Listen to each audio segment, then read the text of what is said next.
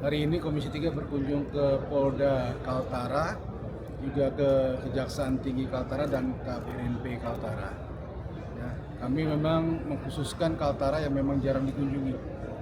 Bukan karena apa-apa, karena memang waktunya juga. Namun di sini kami bersyukur disambut dengan baik, dan walaupun nun jauh di sana, beliau-beliau yang di Kaltara ini sangat profesional, sangat energik, sangat semangat mengemban tugasnya masing-masing. Tadi kami membahas tentang masalah-masalah yang sedang yaitu penerapan KUHP dan KUHAP. Ini memang dalam proses belajar semuanya, namun demikian tidak menjadikan tersendat-sendat dalam rangka penegakan hukum. Target-target hukum itu tetap terlaksana dengan baik dan masyarakat terlayani dengan baik. Terutama masalah restoratif justice.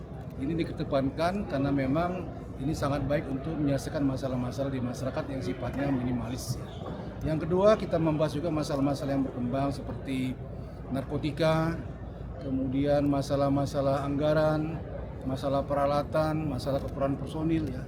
Semua kita tampung, nanti kita jadikan bahan untuk kebijakan anggaran tahun 2027. Mana yang bisa kita sisipkan untuk membantu mereka. Berkaitan dengan hal tersebut, kami juga mendapat masukan dari beliau-beliau ini, para petinggi Kaltara. Ya, mereka tetap fokus dan berhasil dalam mengemban tugasnya, ya, walaupun dengan sarana-sarana yang minimalis. Ini apresiasi bagi kami Komisi 3 kepada mereka, bahwasanya walaupun dengan standar yang minimalis, tapi tetap bertugas dengan baik. Ya.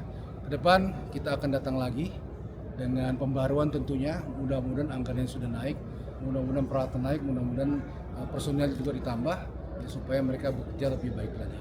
Bagaimana sih Pak sinergi antara Polri dan Kejaksaan ini dalam proses penegakan hukum Pak sejauh ini? Berkaitan dengan penegakan hukum tentang kerjasama Polri dengan Kejaksaan ini nggak ada masalah. Ya. Kejadian-kejadian di tubuh masing-masing organisasi, baik Polri maupun Kejaksaan, itu hal yang biasa terjadi dalam dinamika bekerja.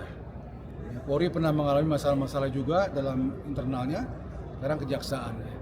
Saya yakin mereka sanggup memisahkan antara masalah dengan tujuan organisasi, dan terbukti ya hari ini Pak Kejati terutama sudah nggak ada masalah. Ya, jadi go ahead, jalan terus dalam kaitan melakukan pekerjaannya, yaitu penuntutan dan penyidikan masalah-masalah korupsi. Ya, masalah di Jakarta biarlah udah menjadi urusan Jakarta. Kerjasama dengan Polri masih cukup baik. Tadi kita tanyakan juga kepada Pak Kapolda, ya, untuk kasus-kasus yang memang harus dilimpahkan. Kasus yang perlu mendapatkan pembimbingan ya dikasih bimbingan ya, berupa P19 dan lain-lainnya. Nggak ada masalah di Kaltara sampai saat ini untuk kerjasamanya. Dan terkait untuk pencegahan peredaran narkoba ini sejauh ini. Kalau narkoba itu masalah nasional ya, semua provinsi mengalaminya. Tinggal spesifikasi di Kaltara ini apa? Kalau orang menyebarkan narkoba di Kaltara ini untuk siapa sih? Itu yang perlu didalami. Apakah pekerja tambang, apakah penduduk kampung, apakah anak-anak muda di perkotaan dan lain-lain. Ini perlu pendalaman lagi. Kalau memang kita tahu pemetaan masalahnya, kita tentu tahu sumber penyakitnya di mana dan kita tahu bagaimana mengantisipasinya.